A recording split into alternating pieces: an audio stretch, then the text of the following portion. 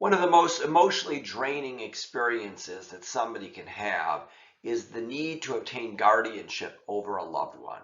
Hi, I'm Darren Findling from the Probate Pro, and I'm going to walk you step by step through the guardianship process so that you understand the steps necessary to obtain a letter of guardianship.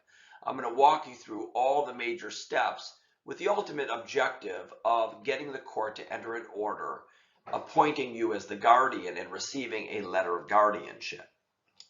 This is done by commencing a petition for probate in the county in which that individual is a resident. Now, the filing of that petition is done through a court-approved form. We call those forms scale forms, and in this case, it's PC 625. If you contact my office, I'm happy to email you the form, or of course, you can go to the court and obtain it, or through a simple Google search. A petition for guardianship is what starts the process. There's a filing fee to file that petition, and you identify the basis for that guardianship. Now, a guardianship is done when an individual lacks the sufficient understanding or capacity to make or communicate informed decisions because of either mental illness, chronic intoxication, mental deficiency, chronic drug use, physical infirmity, or disability. So there's a variety of reasons that you may need to file a guardianship for an adult, and those are the primary subjects upon which to file it. Within that petition, you're going to identify the specific facts that lead you to believe that that person is in need of a guardian, as well as identifying the family members, and you identify who you'd like to serve or who you are nominating as the guardian. Now, the person that needs protection can actually file this guardianship, or of course, anybody interested in the well-being of that person can also file it with the probate court. But ultimately, the objective is to obtain the letter of guardianship. Now, when you look at this form, there's some important information that I want to highlight. The first is the file number. That file number will be important for you to remember, to write down. It will end in the letters GA, which identify that it's an adult guardianship. The next is the county upon which this matter is proceeding.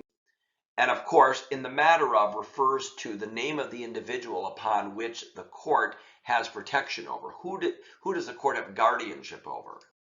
This next area identifies who the guardian or co-guardian are of the individual with their address and telephone number. Section 1 identifies how you were appointed, in what way, was it through a will or other witness writing, or which is the most common effect, which is through a court proceeding in which a petition for guardianship is filed. The next section indicates what authority, after the filing of the acceptance of acceptance of appointment, upon which you have the care, custody, and control of the individual, and it will identify any limitations to that authority, what we call restrictions relative to the authority. Some of the common restrictions would include the inability to move that individual outside of the state, or outside of their housing or placement. Another restriction that you may see, for example, would be a limitation that you're only provided for care or medical decisions and so on. Those limitations are set forth in that court proceeding, and the idea is that the guardian should only have as much authority as necessary. We don't want to broaden their authority more than the individual can handle on their own. The next is a really critical piece, which is the expiration of that letter of guardianship. It's important to note that date because the annual report of guardian, the yearly obligation to renew the guardianship, is on that date. So you want to time that date and begin gathering your information to do your annual reporting to the court. An annual report is a document that you file that indicates how that individual is doing and whether there's a need for ongoing guardianship year to year.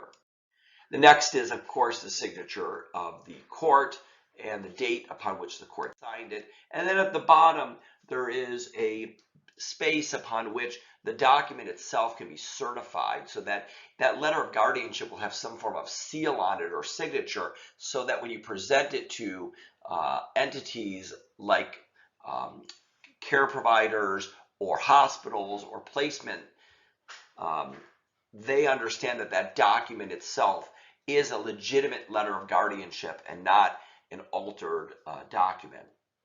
So of course I've walked you through these steps of guardianship here, and really the guardianship process, some people can do it on their own and others of course want the assistance of an attorney. If you do need assistance through this process, or there's a fight or dispute or issues involved in this guardianship, you're welcome to call us at 877-YOUR-FIRM or visit us at theprobatepro.com.